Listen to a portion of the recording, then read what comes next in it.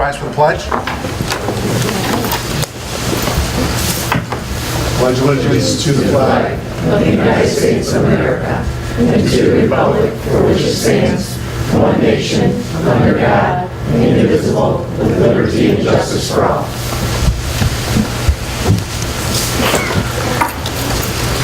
All right. Mr. Stepp, can we take attendance, please? Certainly. President D'Alessandro. Here. Vice President Brazington. Here. Secretary Stepek here. Treasurer Guthrie. Here. Trustee Donnelly. Here. Trustee Schaefer. Here.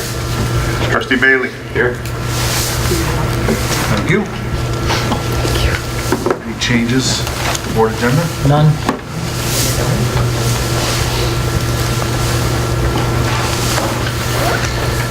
Okay, consent agenda, which is minutes of November 21st, 2017. Motion, please. Brazington, Move to approve the consent agenda as presented. support. Support, Mr. Bailey. Any discussion? All in favor? Aye. Opposed? Motion carries.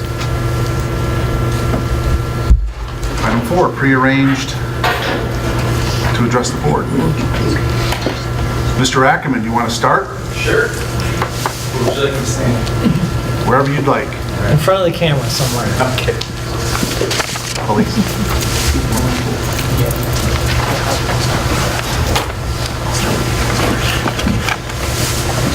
First of all, thanks for allowing me to present for you today. I appreciate the opportunity, and we're excited about the fall that we had.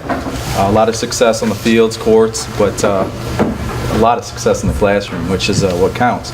The girls' golf team was named Academic All-State, which is a huge honor. Volleyball team named Academic All-State. Boys tennis named Academic All-State. And 104 athletes in the fall had a 3.5 cumulative GPA or higher, which is unbelievable. Awesome. And 29 athletes had a 4.0 or higher. So tremendous job by our student athletes in the classroom. Tremendous job on the field as well. So we're very proud. But we also had some championships as well. The freshman football team went 9-0. Great job, undefeated season.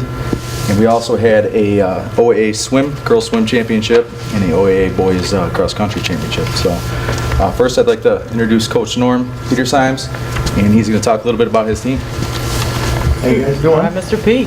Hello. I brought, I'd be very careful with it. Thanks for writing that up. We were OAA Red League champions 2017-2018. The boys received 5 trophies this year in all of our invitationals. The girls received 3. This was our first league championship for the boys since 02-03. Is that correct, Mr. Richmond? That's what I thought. So it's been a while. The boys ran, just a million miles this summer and throughout the season, as well did the girls. And I'd like to bring up 2 of our state qualifiers up here too. Come on, guys. Hunter Green qualified for the state meet as a junior with a best time of 16:17 this year. Awesome time. Dominic Bruce, 4-year senior, captain. 15:57 he ran this year, placing him in the top 10 all-time at Oxford High School. Awesome job. Dom was 2 spots off of being all-state, so he finished 32nd out of about 280 runners. This gentleman right here is a junior, finished 80th out of about 270 runners, so top 3rd. So these gentlemen really, really ran well. So I'd like to congratulate them. Guys, rock.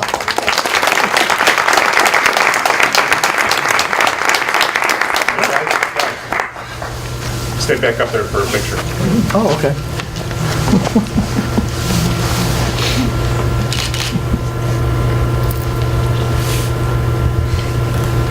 One more. All right. Thanks, guys. Did you do like that? Stand back up. All right. Thank you, Coach.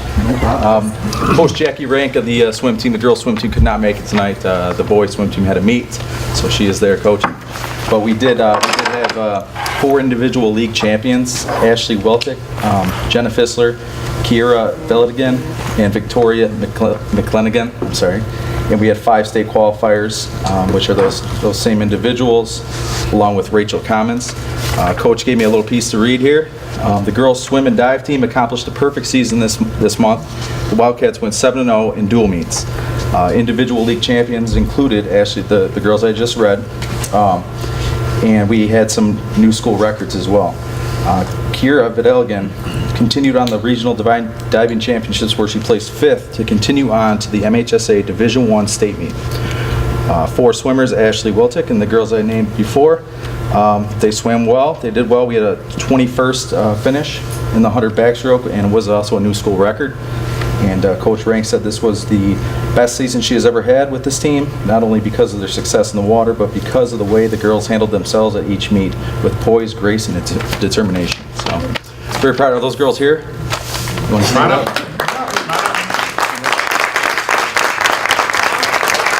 guys want to stand here? We get a photo as well. Yeah.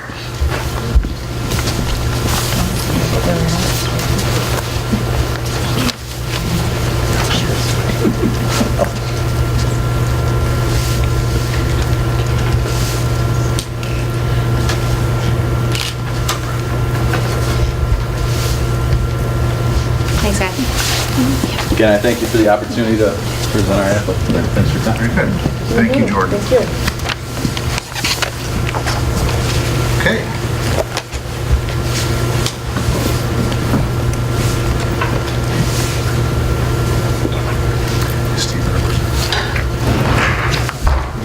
Steve, do you want to present your next? Good evening. Wanted to take a moment today and talk to you guys about our dance conservatory. And I've had the opportunity to get to know our 2 directors, who I'll introduce here in just a minute.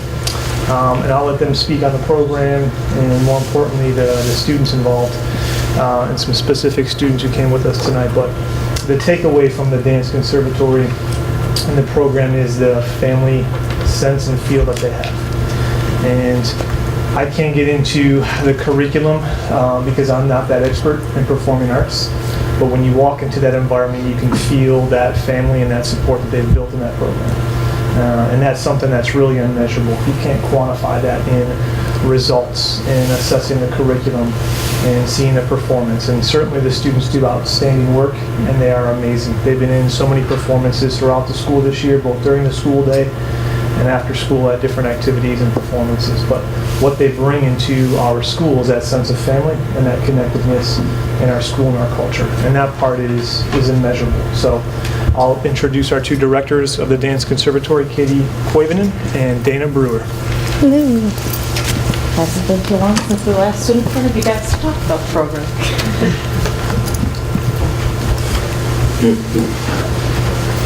Girls, why don't you go ahead and stand on up here. So we're just going to give you a very brief overview. We have 4 levels, starting intro, intermediate, advanced, and then after school company. We've grown from 2013 of 10 students to over 100 students now. Oakland Dance Festival is a festival where several high school programs and studios, dance studios, have pieces adjudicated. It's at Farmington Harrison High School.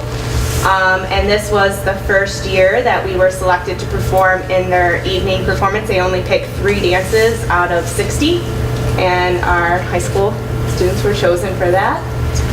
The program is a partnership with Oakland University, so our students a couple weekends ago went and performed in their dance majors end of the semester performance. And new, they've been performing with New Classica, which is an electro-pop violin group. Natalie Frakes, our orchestra teacher, is part of that. And they came in and auditioned our students last spring and selected 4 to tour with them this summer. So they were paid to go tour with New Classica.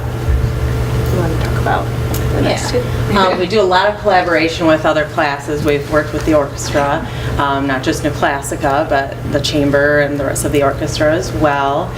We're working with John Hill this year and his jazz band. We work with the sign language class, with the speech classes, pretty much any group that we can go, hey, what's something cool that we can do together? We find a way to do that, and we really enjoy that. We have a lot of opportunities for master's classes for our students, where OU students come in. We have one of my former students from way back in the day who's now a professional dancer who graduated from Marygrove. She's coming to work with the girls in February. And then the Marygrove, which is actually now going to be Madonna instructors, after seeing the girls perform at Oakland Dance Festival, came and sat down behind us and knew exactly who we were and who our girls were, and were so impressed with them that they asked us if they could come and work with them. So we're really excited about that. And obviously that comes all from what these guys put out there. People want to work with them, including us. We like it too. They also started getting their varsity letters last year. They put in a lot of physical activity every week, many, many hours of rigorous physical activity. So it started last year with high GPA standards and performance standards that they could now also earn their first varsity letter. So we're just going to take a couple minutes to talk about a few of our students. Allison Zardis is a junior. This is her third year in the advanced level. She set her own choreography on a group of students after school and was selected to have it adjudicated at Oakland Dance Festival, which is the first for our program to have a high school student bring their own work. So, very proud of Allison. She also was, as a junior, recruited for college dance programs, not even a senior, so really impressive for that. Peyton Kozlowski. Peyton was with me as a baby freshman, and she quickly worked her way up the ranks and has been now with the advanced level for 2 years. And I also handpicked her to be one of my independent study students, which means that she works with me, alongside me, in one of my introductory level classrooms. So it's almost like a student teaching experience for them, where she gets to work with the kids, do choreography, and she has a challenging class and has been amazing. Like, her leadership skills have just climbed higher and higher throughout the year. I'm really proud of her, not to mention her just creative talent. Peyton has several schools that she's looking at right now because she's already been accepted in 2 places. But her favorite one so far is Madonna, which was Marygrove before, and the professors there already know who she is. They see her and say, oh, hi, and know all about her because that's the kind of girl she is and the reputation she has. So very proud of Peyton. Okay, now I'm gonna mess up Megan's last name. Megan Vernier is a junior. She brought a solo to Oakland Dance Festival, which was one of the 3 pieces selected to perform. So those are photos of her. The first one, it's a 3-round process. You perform twice in a band room. And then the photo, photo on the right is her performing on the stage, where they just basically say, okay, go. And she runs on stage after being selected and performs it in front of all these college students and college professors. Megan is also choreographing for After School Company, and also received a lot of recognition from college programs wanting to accept her into their program as a junior. So, proud of Megan.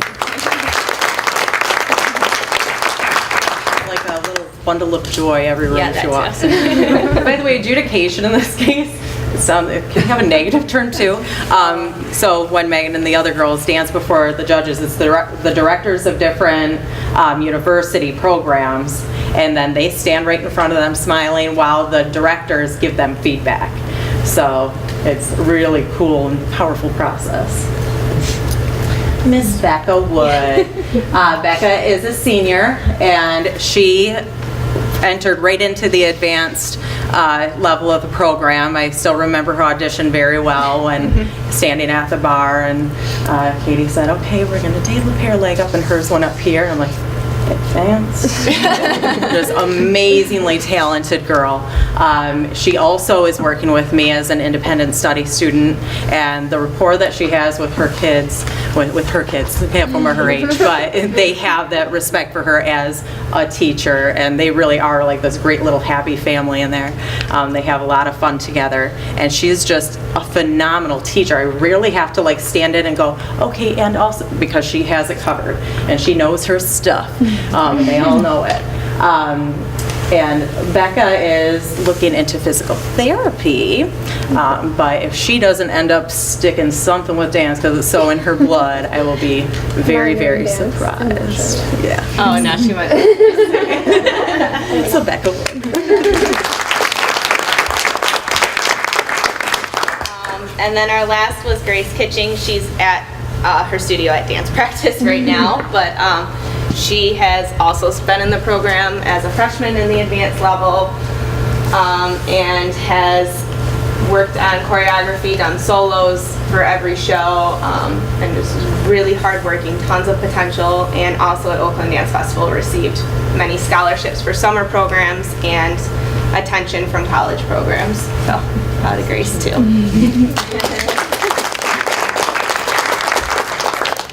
So we've grown a ton. We're really proud of ourselves and where we've come, and where kids go from here. Megan Delata, oh gosh, basically every senior, Ashley Sardis, all these girls and guys leave us and do something that we're proud of. So we get to see where all that work goes and how much it pays off. What we'd really like in the future is we'll keep on doing what we're doing, and we'd also love to at some point, we're K-12 certified, so we'd like to maybe someday get to start from the ground up, working with the young kids, maybe even starting with the middle school, the way some of the other programs do, choir, band, where you're building that for years and years and they have a love for it and are part of the Oxford dance family from the time they're a little one. So lots of excitement for the future, and we thank you very, very much for letting us happen.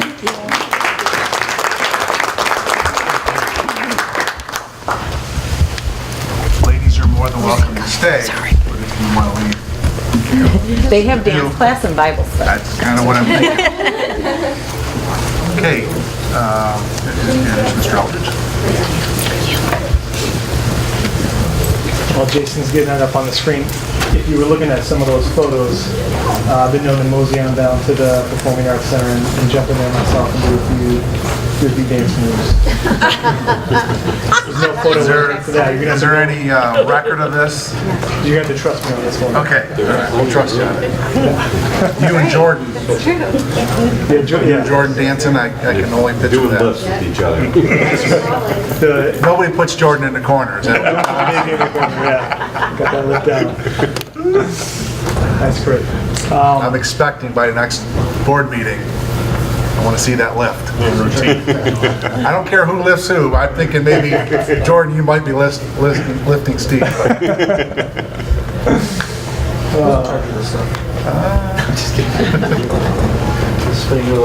Well, I'm here to basically present a bit of an update to the board about the diploma program. Kind of just share some successes. I was able to wrestle up one of our current seniors. Every other one of them is either at choir or orchestra or working tonight. So if you guys do have any questions for a current student at any time, please feel free to ask Micah Diamonds in the back. Her older brother went through the program. In fact, I mean, there's several people in this room who have some experience with the program.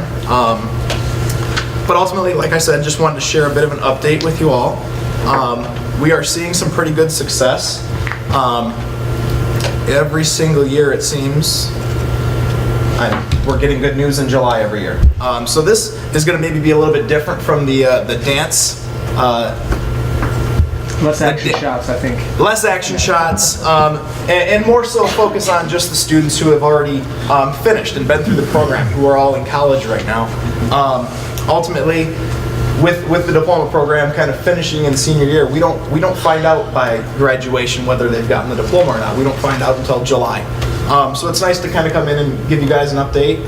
We know whether they've satisfied the requirements, we just don't know how they've done on the scores.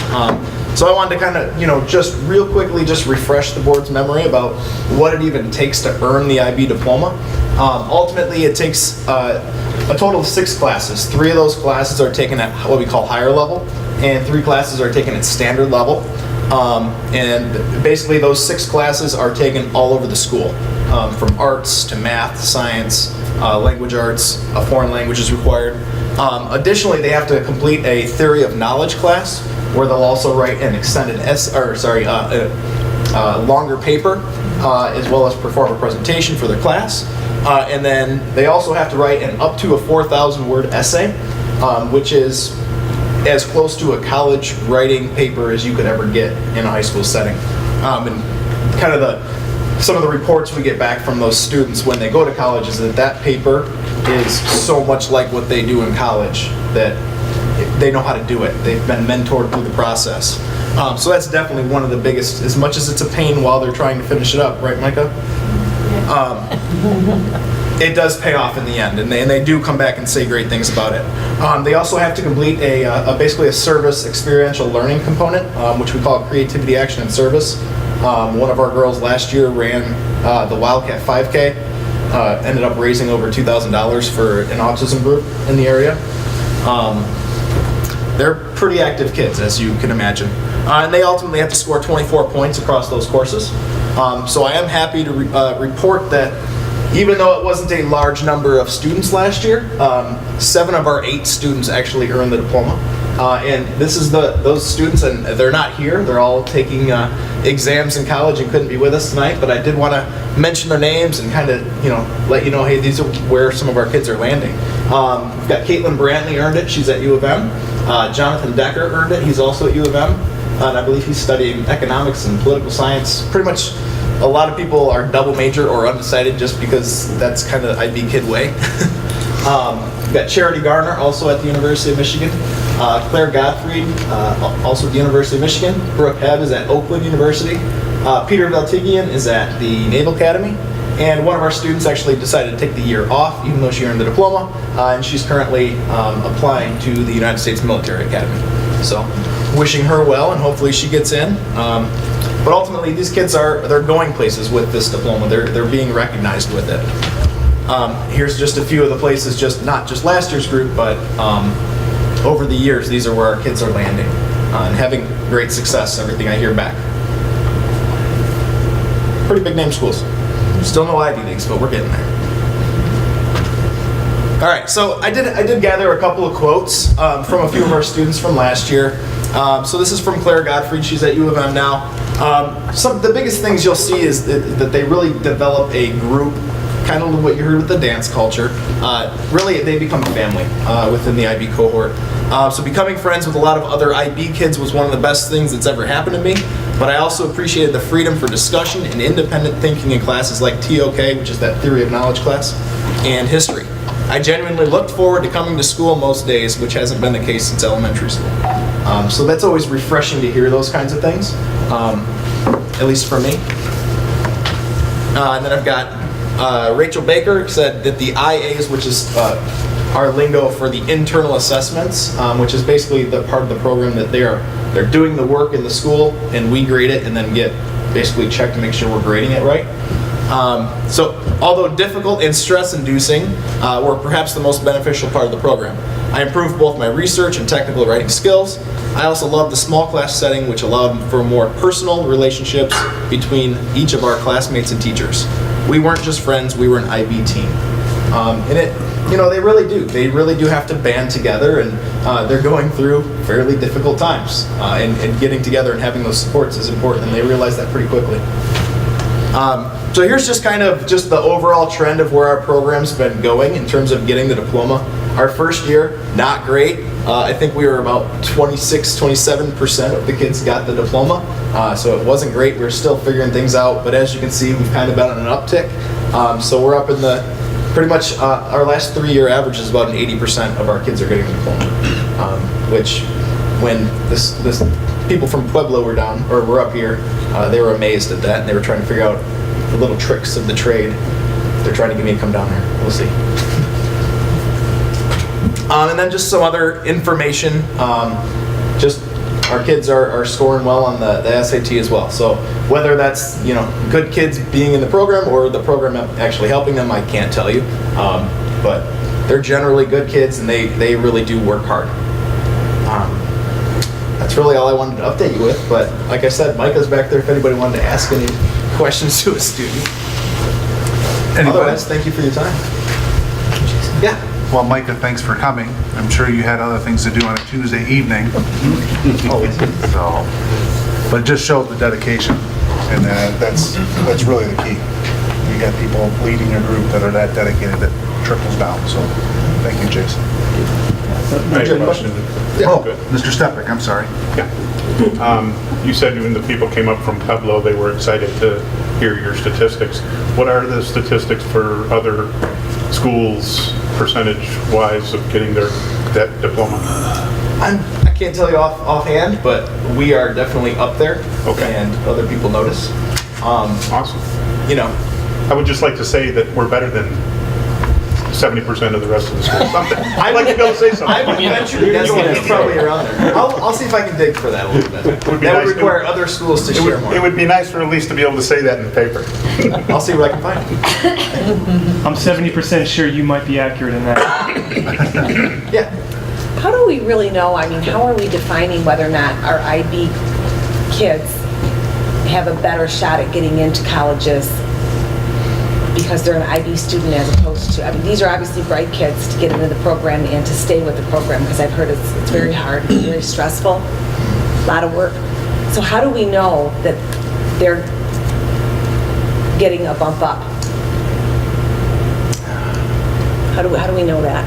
That's a great I question. think if you take the number of students who earned that diploma, who earned that full program last year, and you average out, if you gave a weight to each of those universities, U of M, there were 4 of them, and you scored that relative to our entire student body and seniors who graduated, I think where they land in college far extends beyond what the remainder of our students do, and they do quite well themselves. I'm just wondering what they get in anyways. I actually have some That's what I'm information. sure. I just Not don't know if that I'm I'll be able to pull it supporting up right the program, I'm just now. IB does do some research on that, and they do actually publish, and I don't know when the last year they did it. I have to find the document. Okay. And it would probably take me too much of your time to Yeah, find no, it right I was now. just curious. But ultimately, for some schools, it could almost be double the percentage chance of a kid getting in. Okay. So they do provide that data. I don't have it with Okay. me right now. I can tell you anecdotally that our students, like, you know, within the school itself, the IB kids are typically the kids that are getting into the more prestigious school. or- academically driven schools. Yes. When a student earns this degree, what extends beyond the numbers, their SAT score, what their scores were on those IB assessments, is universities seeing that these kids have pushed themselves beyond really immeasurable limit. You think of AP and you think of classes that are really challenging, really hard, a lot of requirements, students spend a lot of time and energy on it. There's no boundaries in IB. You jump off that cliff not knowing where you're going to land, and that's part of the fear in going into the program, and part of the unmeasurable, I guess, if you take the number out of it, or you take the assessment of where they land in college and then beyond in the workforce. There's no limit to what these kids attain because of that personal growth and development. It defines what it means to have a growth mindset. And certainly they get that diploma, and that helps with universities on their transcripts. It gives them a bump up even beyond the AP level, which takes kids to the University of Michigan, and we're shooting for the Ivy League schools soon. But what it tells the universities is that this kid has the ability to push themselves to a place that they don't know where they're going to land. They're going into the dark, and they don't know if they're going to come out ahead in the light and make it or even survive. And that's pretty challenging for a 16, 17-year-old child, let alone an adult. And I think that's the takeaway from someone who's been in an IB school previously and currently a part of one right now that I find just inspiring and motivating, is that these kids pull themselves through intrinsically and with the support of Jason, who helps them in, I would almost call it journey, because you don't know where you're going to land at the end of it, that it develops them and carves them into a human being and who they're going to be as an adult based on that character that they built up in their time. So asking the percentiles of where they go, what their success rate is, where they land after universities, in the workforce are great questions. But the one question with no defined response is what they carve out of this and bring to themselves as a result of it. You can't define it. I didn't answer your question, Risk-takers. but Couldn't have said it better myself. It sounded good. Risk takers. Yes, exactly. Ms. Guthrie? Can I add to your anecdotal? Please do. Testimony. Our daughter graduated from the diploma program in 2016, and our experience to help understand how schools evaluate that, our experience was that we took her to colleges across the East Coast because she was interested in going out of state or looking at out of state. She's at University of Michigan as a sophomore now, but we looked at NC State, we looked at UNC, we looked at the Pennsylvania schools, Delaware, Maryland, University of Maryland, sat in those sessions at every school. And at every school, I think the answer was similar, but maybe a little bit different to that very question, because a lot of the students want to know when they're sitting in the audience, right, in college interviews or in orientation sessions, and want to know, exactly how is this evaluated, and the schools would usually speak to it. So that's where, if you end up having an opportunity to attend an introductory session of Michigan State or, another, even at the university, it's a great question to ask their team. That was our experience. We should get a really clear answer based on that particular school, because it is different. Would you say? And that's one of the first piece of advice I always, do your research. Talk to the school that you're aiming for. Hear it from them, because every school is different and every school changes every single year what their policy is. Some schools are starting to accept every IB graduate at sophomore level. So they basically wipe out the freshman year, which is kind of a big deal. In fact, there are states that actually have that as a state law. But they're going in as a sophomore? That they start Their college first as a year? sophomore. Our daughter is now really classified as a junior because she started with 14 credits gone, done, completed, which is really, really nice. It is a wonderful benefit. I hope that works out for you too, Micah. Yeah. Micah, can I ask you a question? Sure. Why did you choose IB over just taking AP classes? What was, in your mind, what was the benefit? I wanted to take the hardest classes because I honestly want to learn the most, and I also did want to prepare myself for college. And I had heard a lot of my friends that were already in college just being struck with whoa, college is so hard.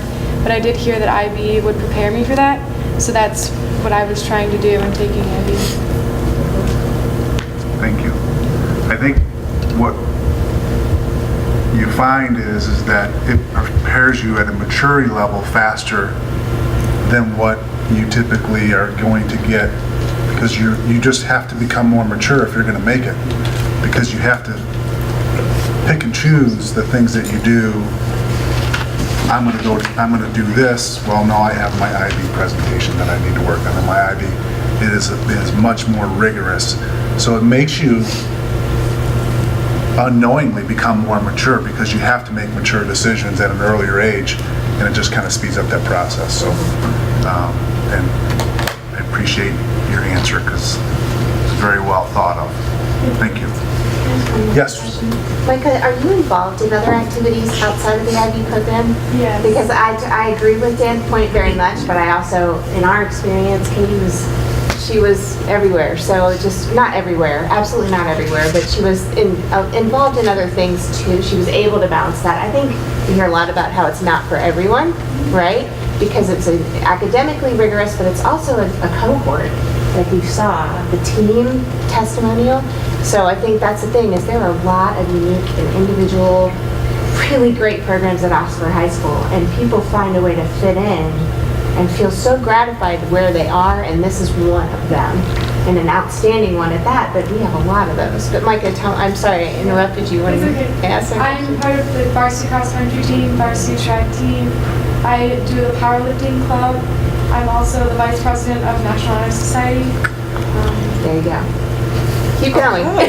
She's got more. See, all right, that's right. Very good. And you know, that's very typical. These kids are very active in the school, as much as they can possibly be. They, you know, and they're the kids that would, you know, do anything for anybody. And I think that speaks to just the IB continuum in general, Yeah, not just the diploma program. right. Very good. Well, thank you, Jason. It's it's good to hear that we're making progress. Just need that. We have some more? I'm done. Okay. If anybody wants to turn that off, or Okay, I'll just blank it. Yeah. very good. Okay, item number 5, Board of Education matters. I trust you all went over the superintendent evaluation. Okay, it was all in your packet. There was notes that Dr. Brazington kind of summarized everything for us. So we have a motion on the floor. We'll take the motion, we'll have discussion on it, and we'll go from there. Mr. Bailey, I move to approve the November 21st, 2017 superintendent year-end evaluation. support? Support, Ms. Guthrie. Discussion. Anybody want to discuss what they, I mean, we all met in closed session. Anybody want to add anything that they, over and above what we had? I think we covered it all. No, I think the report says it. Okay. I will say that I want to let the board know it was a very, very good conversation.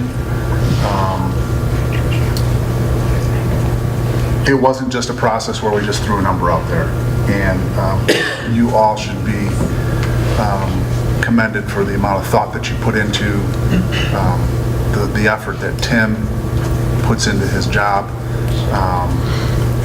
And I also want to thank Tim for that effort that you put into your job.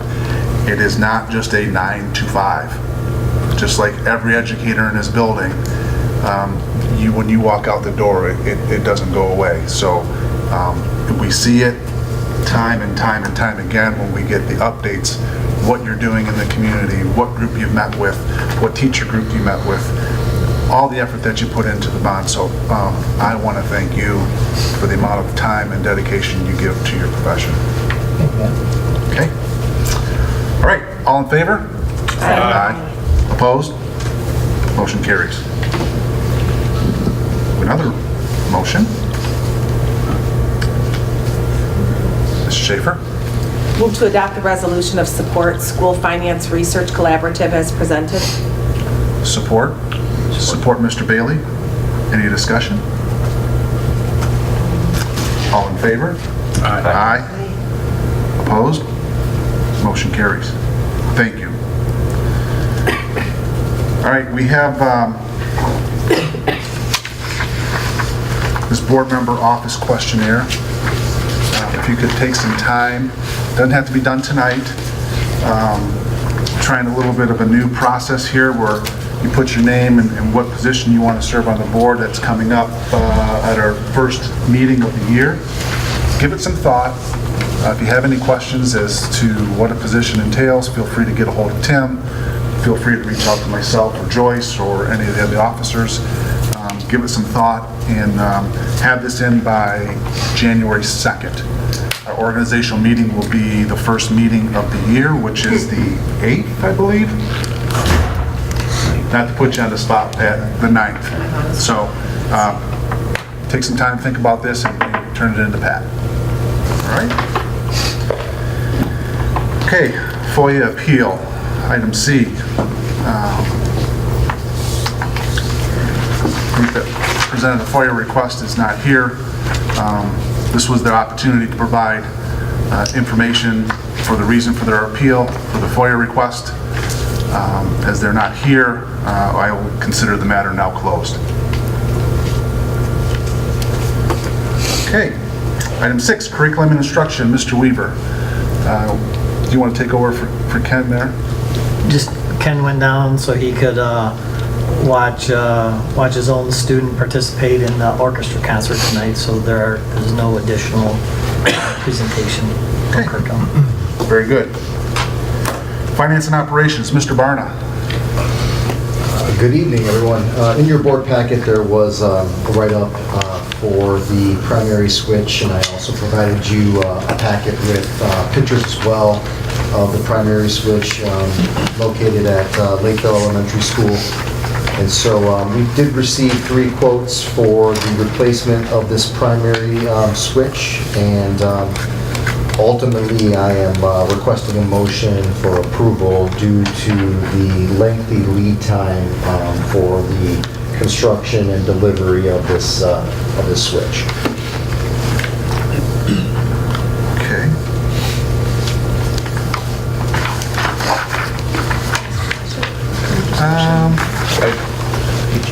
Let's do the motion first, and then we'll have questions as far as discussion goes at that point. How's that sound? Okay, Dr. Brazington. Move to approve quotation number 170455E from Park Electric Company for supplying 13.2 kV switchgear at Oxford Middle School and Lakeville Elementary School in the amount of $45,400. The quote is not inclusive of labor costs. Support. Support, Ms. Guthrie. Discussion, Ms. Schaefer. I was just curious, so where's this money coming out of? This is going to be coming out of what we budgeted in the capital project fund. Oh, okay. So we originally budgeted $100,000, and we are estimating that with all in with labor, that it'll be right around a $70,000 total project. So looking to get some nice savings there, hopefully. Okay. Hey, question. Mr. Stefan? I didn't see that first. In reading the different quotes and things, and then the analysis of them afterwards, that was in our packet, it seems weird that the lowest bid included the better, I guess, better quote in the sense that it was DTE approved. Yeah. And it had materials that were superior. Yeah. Can you explain that? Or, I mean, You know, I can't. I don't know why the other two. Eaton's a very large corporation. I mean, I believe Eaton's $1 billion company. And Park Electric is a local firm, fairly local. They're in Imlay City, to my knowledge. They do an outstanding job. Tony has worked with Park Electric in the past at various school projects in various districts. And so he's got a good rapport with them. So he knows the quality work that they do, as does DTE. That's why they're, again, a vendor of choice for DTE as well. You know, why they included such great, I think, insulators made out of, I believe it was porcelain, rather than, I think, resin. Again, probably just goes, to the quality of work that they provide and why they're so highly acclaimed, if you will. yeah, but then the cheapest, and by not just a little bit either, a fair amount. Well, I mean, the second bid, lowest bid was about $4,000 off, but obviously Eaton's was in the 60s. Right, right. Quite a bit difference. And then not to have DTE approval, it seemed, why would you even consider that? Yeah. Okay. So. I just thought that was interesting. No, it's a good question. Can you, and maybe this is a question that I can ask Tony, just kind of give us a brief description of what this handles? Yeah, so what are we does- talking about? Sure. What we're spending the money for? I mean, I understand, but I think it's a question that, it's a lot of money, and people want to know, what does it do? Sure. So what it does is it basically takes the 13.2 distribution line, the voltage, and brings it into the actual switchgear. And then it has meters, and it divides it up between the two buildings. And really what it does ultimately is provides a disconnect for the power, ultimately. And it has been this setup since the inception of these schools. And to do it any other way would just be so costly in order to reconfigure it and re-engineer it a different way. What it doesn't do is it doesn't step down the voltage. Many people think that that's what this does. It doesn't. It divides up the voltage between the buildings and just sections it off. And there's meters and there's heaters within there. And it's quite old. I don't know, how old it is per se. But I do know that when I came on board, prior to Tony Sarkins, Bruce Bebick said to me, "You're going to need to replace this, and it's going to be expensive." So it's been an ongoing problem. I know that there were some issues years back with it specifically as well. A portion of it blew up, and it had to be rebuilt. So what it does again is it divides up electricity. There's meters inside of it, and it goes to each of the 2 buildings. So. And this is the unit that's right out near Lakeville and Correct. Bus Garage? Or It's actually not by the bus garage. It's closer to the western side of the school property, right south of Lakeville, on the south side of Lakeville. Okay, yep. Very good. Mr. Stepik? Why is this our problem and not DTE's problem? We own it. It's on our Why do land. we own it? I mean, it should, in my house, I don't own anything that goes beyond the walls of my house. Right, yeah, we purchased this. This is part of the building. It isn't owned by DTE. DTE owns the poles. They own the distribution and the transmission. I used to work for DTE, so I know a little bit about this as well. So to make a long story short, we own everything below the pole. All right. Any further questions, discussions? Mr. Throne? Just, I'd say, think of it as the fiber that's buried. While we may transmit different things, ultimately, we own that. Yeah, I went down the road of saying, okay, well, let's not own it anymore, but that wasn't an option. So. No. Another good question. Okay. Any further questions? All in favor? Aye. Opposed? Motion carries. Thank you. Item 8, Human Resources, Issue A, crossing guards. Yes, this is just an update on the crossing guards. The district has been looking at where crossing guard locations should be for some time, and based on a request to the Road Commission for Oakland County, a study was completed by them, and the determination was made that those locations would 2 of the locations at Clear Lake would remain, but there were 2 other locations that would be eliminated. So the crossing guards will be located at Queens Drive and Drainer, and Somerville and Drainer, but there were 2 other locations that will be eliminated, and those are near Hilberg Street, and the other location would be Gill. So those locations are eliminated, and basically because there are no lights, there are no crossing paths by the Road Commission. So basically the letter went out this week informing people of that. I talked to Brad Bigelow, and he said that he received a call today of a parent who was happy because we told them instead of crossing Drainer, you can get on the bus. So, you know, I think that those changes should be fine because those students do have access to busing. So basically that will eliminate 1 position that we had employed, a crossing guard, and that person has been notified of that. So there'll be two locations at Clear Lake, and the Lakeville will remain. That crosses the Wildcat Drive. All right, Mr. Stepik. Sorry to be so busy tonight, but It's okay. You live right in that area. I'm all about that. I know exactly that area. I live in that subdivision across Drainer. And my kids are done with Clear Lake, and so it's not an issue for me, but I do know that the buses come through our neighborhood for Clear Lake, but there's a lot of kids that still walk or bike from our neighborhood over to school. And as I was reading that report, it sounded like the guards that were going to be at Somerville and at Queens were going to be guarding the ingress and egress of those subdivisions and not crossing Drainer. Correct. There are going to be kids crossing Drainer.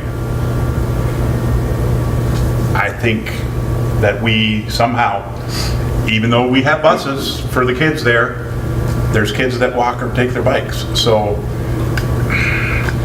I'm a little concerned about that, about not having, even if it's those two spots, but having them, I don't know, double duty maybe, or if that's a possibility, but somebody's got to be watching Drainer, because people that are coming in and out of those subdivisions are going slower than they are on Drainer. People on Drainer are going a lot faster. So I think that's a problem. That's my thought. Okay. Any questions? Is there anything that we,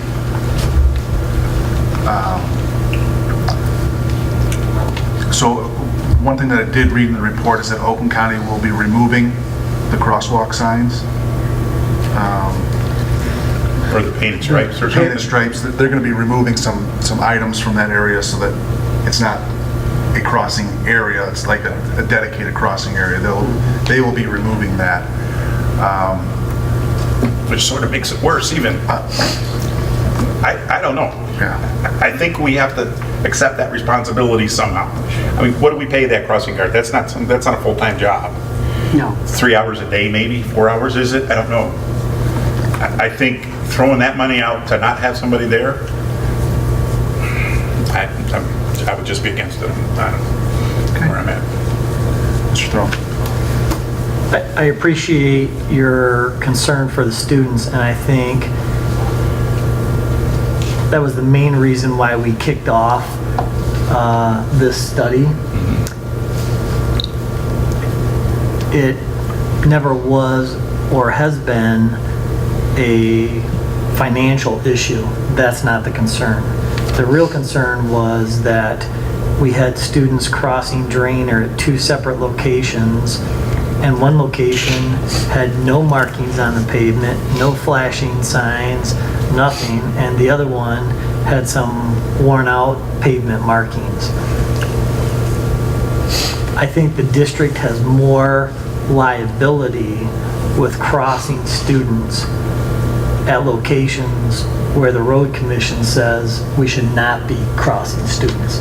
By us actively crossing students there, I think our liability skyrockets. We wanted to have the study completed so that the law enforcement, the local law enforcement, which in this case is going to be the Oakland County Sheriff, as well as the road commission, stating to us, this is where you need to have those crossings. And so I certainly appreciate that, and our letter that we sent out to the parents basically said, listen, we know that some of you may still want to walk to school if you live on the north side of Drainer, you may still want to ride your bikes, but if you want to do that, now it's those parents who are taking on that responsibility. Our responsibility, if we're not going to have crossing guards, was to provide transportation for all those students, and we do that. And so I guess I'll say it this way. I'm going to sleep better at night knowing that we only cross students where the authorities have told us this is where you need to have a crossing. I did not like going to bed at night knowing that we're crossing students where we have not done our due diligence and where we have not been told this is where you need to have one. So I appreciate where you're coming from. Yeah, no, and I understand where you're coming from as well. Yeah. I see that, and I can appreciate that as well. But at some point in time, do we have to say, well, we're going to ticket you if you call it jaywalking then, or? No, that's, I mean, if the sheriff wants to do something or that kind of thing, but no, that I think that's, that would be beyond our scope. I believe the intent of why we asked, as Tim pointed out, was to make sure that the district is providing the crosswalks where the county says we should be crossing students.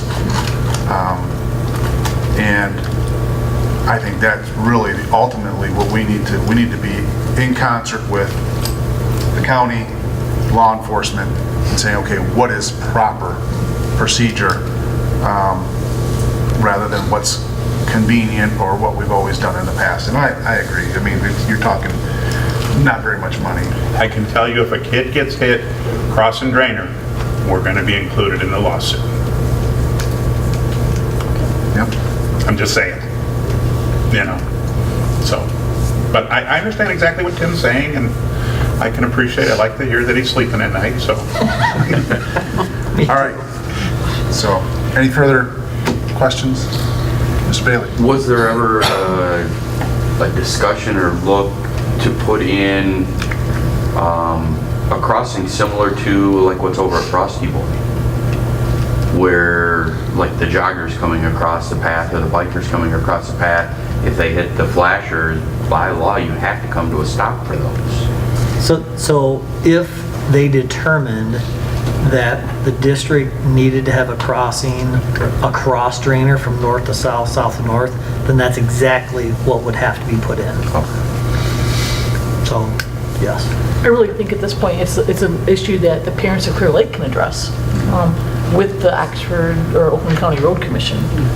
I think Tim has eloquently said that this is not a school decision, it's a county decision. Right. And at this point, it'll be a parent and county discussion. Okay. All right. Thank you, Nancy. Item 9, Student Services. Nothing from Student Services. We're resting Resting. before we start gearing up for kindergarten enrollment in February. You're bulking up. Yep. Those carbs going. Yeah. All right, item 10, Board Policy. None. Item 11, Unscheduled Audience Participation. No? Jordan? Carol? Mr. Brink? No?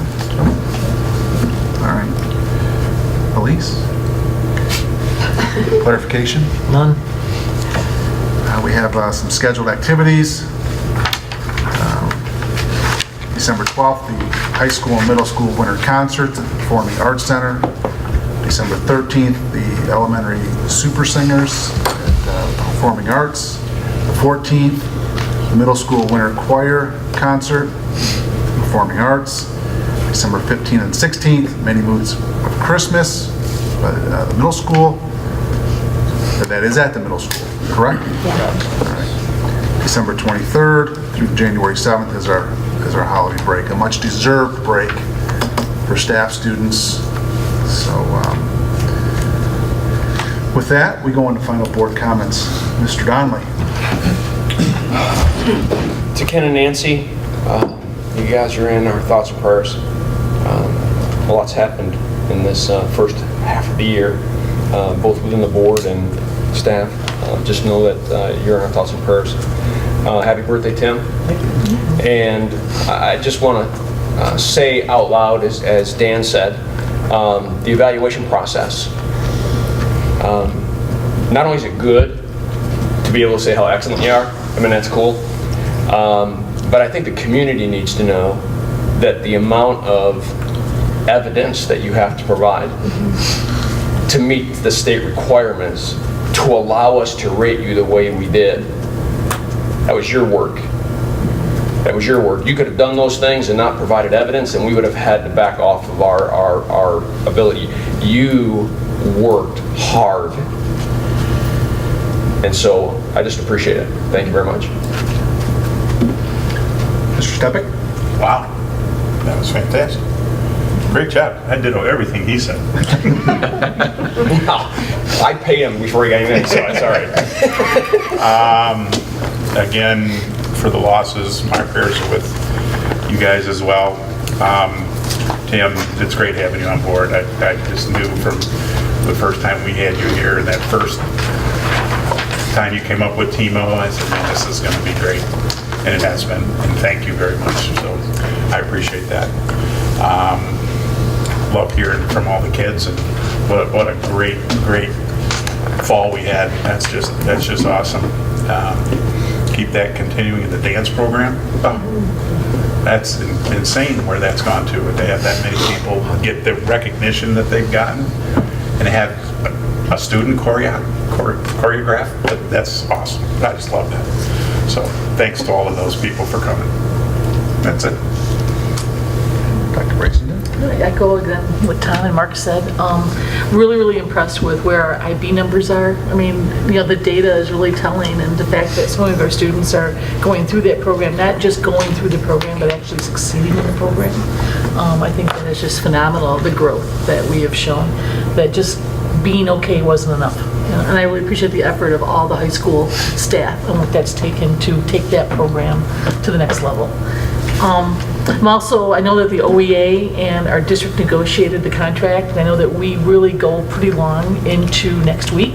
And so I just want to wish the staff and the students and the families, hang in there. I know Friday seems like a long ways away, but remember you do get that extra couple days at the end. So just remember to make every day count next week. Amen. And enjoy that well-deserved vacation. Mr. Bailey. Same thing that everybody else has said. I mean, you and your family are definitely in our prayers. And again, I think it was a great review process. I think it was a fair process. And I was glad to be part of it. The big thing, seeing all the students, athletes, that was big. You all know my daughter is a freshman on the swim team. And that was something that Coach Rank pounded into their heads at every practice. How are your grades? How are your grades? I mean, that was first before swimming. To have coaches like that not tolerate, lacking grades. Swimming was a privilege. We sat at the banquet and watched probably 90% of those girls get their varsity letter and their academic letter, or medal, or whatever they earned. I mean, it was, several of the parents were impressed to hear all these girls were carrying 3.5 and above grade point averages with swimming 6 days a week. So it's impressive. I mean, I can't say enough about Coach Rank.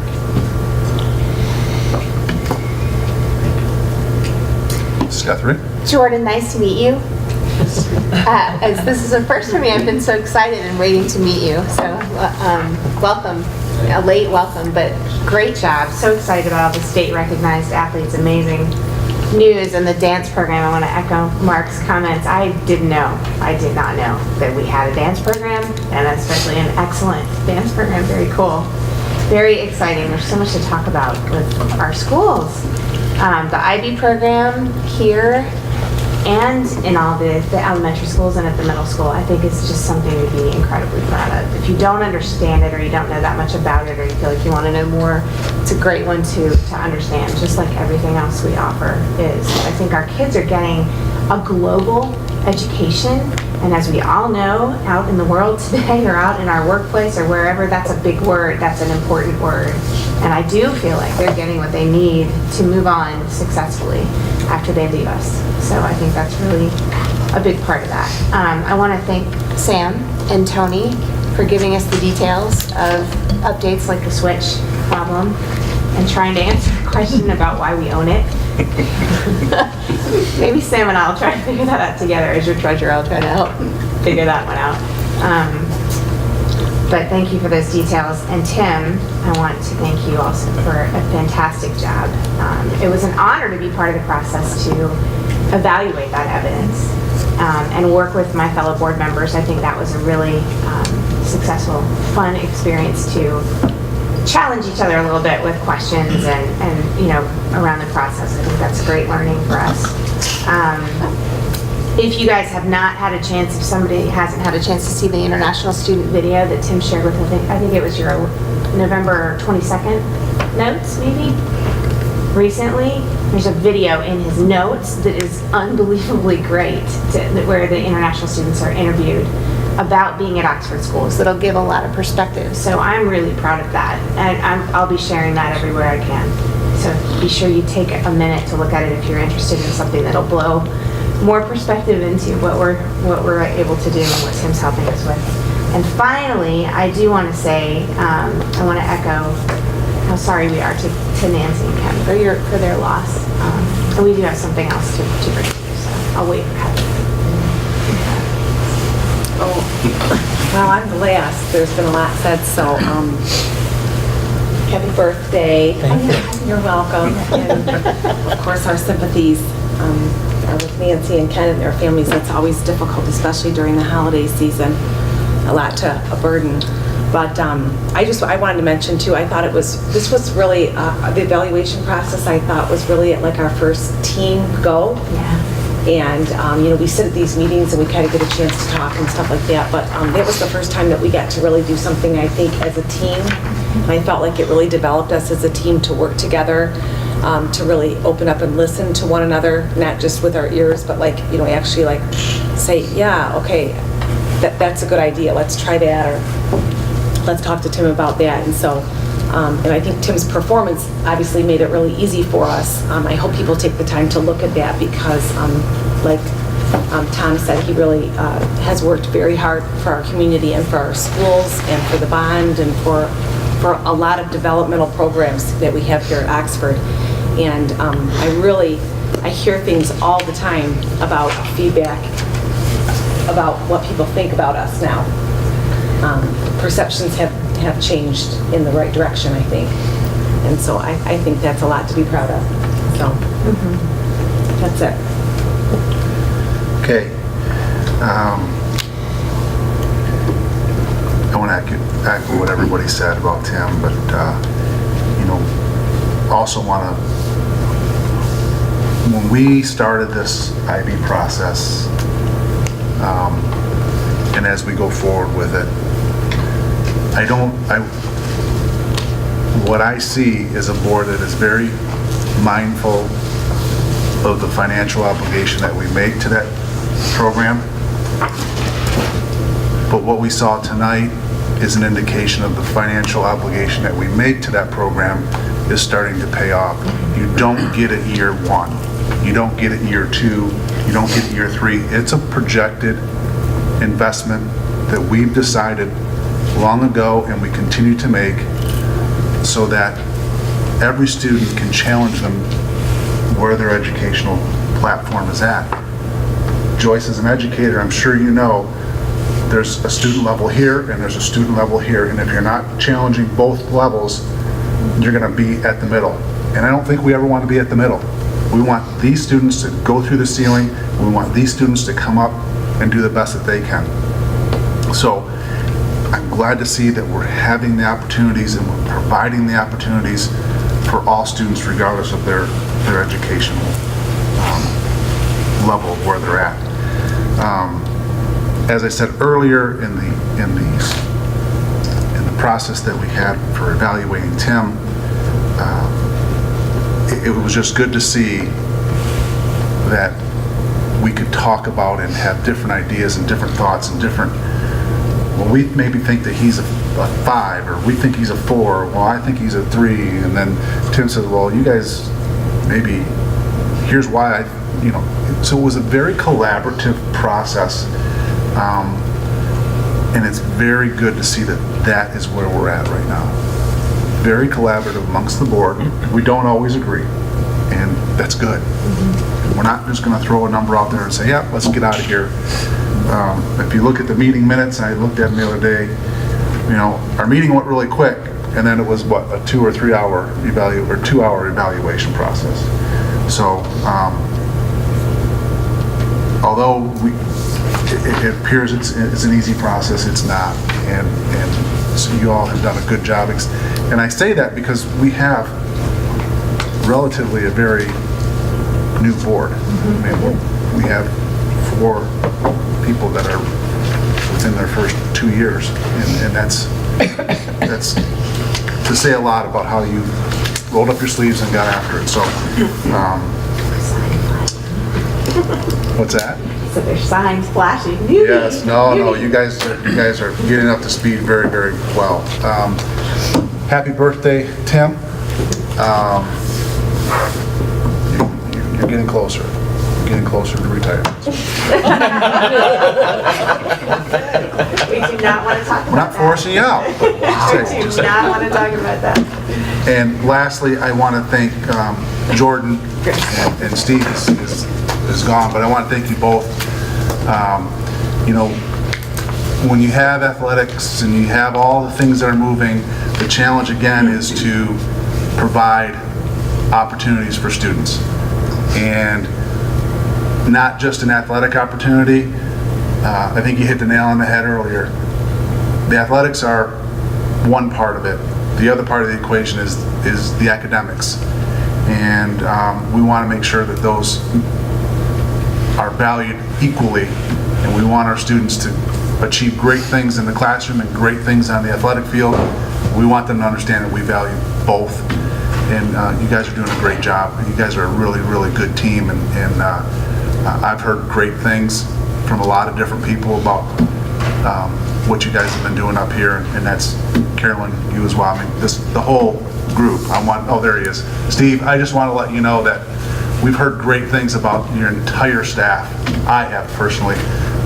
So I'm glad you came back in to hear that. So I wouldn't want to miss the orchestra, so. Oh, very good. Two places at once. All right. And with that, turn it over to Tim. All right, thank you.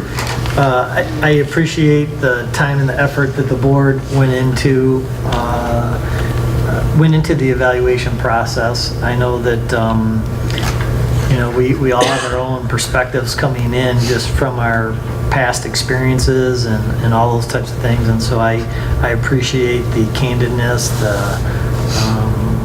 the honesty that was involved, and so it was just a good process, and I appreciate that. I do just have one quick update that I want to let the board know. I have been receiving some continuous feedback, both from visitors, but probably more importantly from our current employees, and that is I think we need to address the entryway or the foyer area of our admin building downtown, and so I have asked Tony to look into pricing and seeing what we need to do logistically in order to create a secure entryway for downtown. And so while I don't have numbers, the back where you come in from the back. Oh, okay. I don't see it to be huge numbers. I don't know if I just had to guess, I don't know, maybe $5,000 or $10,000. I'm not really sure, but we do want to create a secure entryway, and so I have asked him to start the process of asking our architect to look at it. I know that we have some walls are fire walls, and so we can do some things, and other walls we can't do anything. But to look at that and at least come back with some prices as far as options for making that more secure. Just like with the switch that you all voted on earlier tonight, I want to make sure we're clear with the public that both the switch as well as anything we would invest in this secure entryway has nothing to do with the bond or the sinking fund. And so that's just general fund money, or our capital improvement fund that we've set up would be paying for that. Going forward, in regards to the sinking fund and bond, at our next meeting, we will be having a presentation for you. As you know, our bond was passed and we had planned for 3 phases, which means, or 3 series, which means we're not getting the money all up front. And so we have to time things of when we get the money versus when we spend it. And so we just want to bring everybody up to speed, show the timing of those series and what all activities will be involved with in each of those series. We've already had questions of people saying, okay, so when are we getting a new roof, or when are we getting a new playground, or one of hundreds of things that we put out there. And so we want to be upfront and honest. We want to show people when they can expect those. Since we're not getting the money up front, we're not doing all those things at once. So some projects are going to have to wait. Everything can't be first. And so we are currently prioritizing all of those. And we will be making a presentation to the board at our next meeting, and we'll ask for your input at that time. So, thank you. And that's all I have. Okay. Item 15, other. None? Item 16, it's great to be a Wildcat. Meeting adjourned.